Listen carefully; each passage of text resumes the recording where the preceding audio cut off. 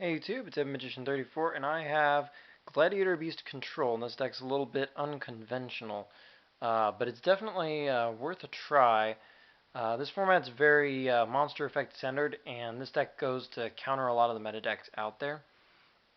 It starts off with 3 copies of Gladiator Beast Lakari. Basically, he's just the biggest effect-based Gladiator Beast that's a beat stick, plain and simple. We're also running 2 copies of Gladiator Beast to Quest. We're trying to use him to recycle stuff from the grave, mainly Gladiator Beast War Chariot, of course, which is a linchpin of this deck. We also have 2 copies of Gladiator Beast Darius, basically because he's another big beat stick. He's a Beast Warrior, which comes into play a little later. Um, and really that's about it, but he can also, of course, make Geysaris fairly easily. We are running the 1 copy of Gladiator Beast Bestiari. This is pretty much just to make Geysaris. He's not the biggest beater in the world, but I mean, 15 is still solid enough. And our best Gladiator Beast beatstick is 3 copies of Gladiator Beast Ondal. Yeah, that's right, we're running 3 copies of Gladiator Beast Ondal. But it makes a lot of sense when you think about it, because we're mainly using Gladiator Beasts to be cards named Gladiator Beast. And he's the biggest one at 1900, well, the biggest non-tribute one anyway, which makes him hard to kill. And in a format where Guaiba, Jurat Guaiba, is running around rampantly, as well as a few others, Thunder King and a few 18 points, I mean, 1900 points is significant in a non-tribute monster. And the fact that he can help you use Chariot is very important too. We are also running 2 copies of King Tiger Wong Hu. He's difficult for a lot of decks in the meta right now to get around, which makes him a very useful card. And he's 1700 point beat stick, which is good because it means Glyba doesn't turn him into a free Evilzar monster, basically. We also have 3 copies of Thunder King Ryo. This guy's also pretty anti-meta. He's a very good beat stick. It's very useful to have around, almost standard now, really. We're also running 2 copies of Effect Veiler. These are in addition to the Chariots that I'll show you in just a second. It's also your only way to synchro on the deck, but it's mainly here, of course, just shut your opponent off. Because a lot of decks now basically can go off, go off, go off, make like 2 to 3 attempts in a turn to make a pretty much a game-winning play, even if they don't win the game that turn. And Effect Veiler is one of several ways to stop them. Your traps are probably going to stop them once, maybe twice, and then Veiler is your backup for when that falls through. We are also running 3 copies of Pot of Duality, because tagging isn't really that crucial to this variant, even though it's a Gladiator Beast deck. We're not really looking to tag our monsters out to gain their effects. That's why we're not running Murmelo and Secutor and whatnot. So Duality doesn't really interfere with us at all. And for that reason, it's just gravy to look through 3 cards and get your setup, because you're trying to establish control here in a format that's not necessarily very control friendly. We're also running 1 copy of Heavy Storm. Obviously, play this discreetly. If you've got heavy back rows, you don't Heavy Storm. And if you've got a number of traps plus Heavy Storm in your opening hand, maybe just set 1 on your opening turn, try to bait your opponent a little bit before you storm. But it's still a great way to gain lots of card advantage and get rid of bothersome traps that can hurt you too. We're also running 3 copies of Mystical Space Typhoon for the same reason, plus it's a good set. We are running Book of Moon. Gladiator Beasts love Book of Moon, and it's a great way to get rid of monsters and turn off effects and whatnot. Monster Reborn, just pretty much staple. It's a great way to get some force out on the field. Dark Hole, cleans off enemy monsters, of course. We have 3 copies of Gladiator Beast War Chariot. It's just an excellent, excellent card, this format. Very little can stop counter traps anyway. It's a really powerful way to stop combos, whether their going off effect is in the hand or the grave or on the field. It's just a catch-all. It's a very useful one, and it goes in concert with your decently sized non-tribute monsters, your 4 stars anyway.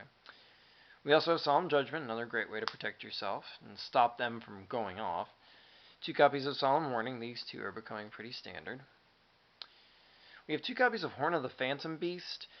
We have enough monsters to run this to definitely justify it, and very few decks have any damage step tricks. So this card is very useful for that reason, and the card draw you get from killing a monster battle obviously pays off. Once again, we're not necessarily looking to tag our monsters out, so you can actually just leave, say, a Gladiator Beast Lakari with this on it and use it to continuously beat your opponent and get more cards. Although, of course, you can tag, Because after all, Horn basically pays for itself if you flip it in the damage step and kill somebody and draw that one card, so you haven't lost any card advantage off that. We're also running 2 copies of Dimensional Prison. It's a good removal that the myriad of destruction protection effects out there right now don't cover. Gets rid of pretty much anything and doesn't have any costs, so it's a very solid trap. We also have 2 copies of Compulsory Evacuation Device because it gets rid of pretty much anything and is great at preventing combos from going off. It's useful against most of the decks out there right now in one capacity or another. And because of our heavy traps, we're also running 1 copy of Starlight Road, just a good catch-all, because after all, we've got Heavy Storm and Dark Hole running around, in addition to a number of other things, which this card is very good at stopping. So that's our main deck, 41 cards if you're keeping track.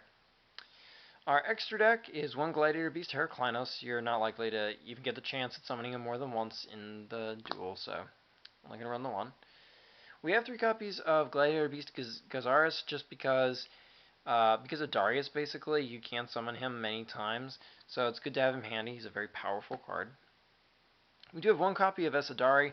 You're not generally looking to tag for him, but occasionally he might be a useful target, so keep him in mind. If you need just a bigger monster on the field, he plays well with Chariot, whereas Ix-Seizing for Utopia doesn't.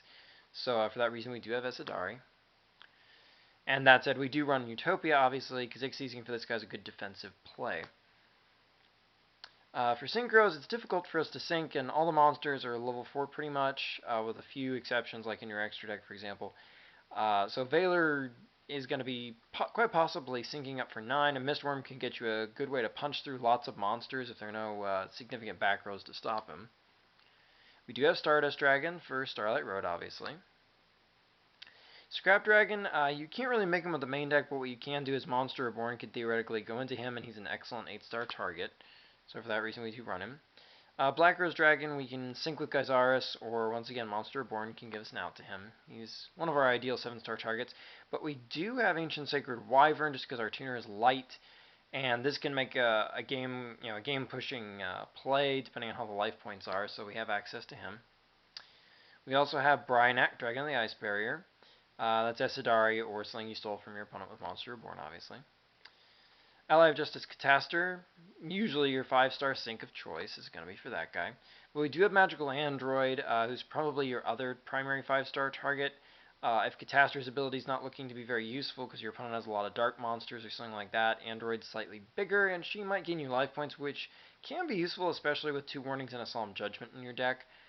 So she is actually very much worth running. And lastly, we are running TG Hyper Librarian. If your opponent does like to sync, which isn't happening that much these days, but if they do, he can be a good counter strategy that might draw you a card or 2. And he's a good 2400 point beat stick that's dark, so if you need something dark for some reason, I can't really think of too many reasons, but you'd like something bigger than Catastor, then he's another option. Or if you just need to sync for 5 again, you can go with him.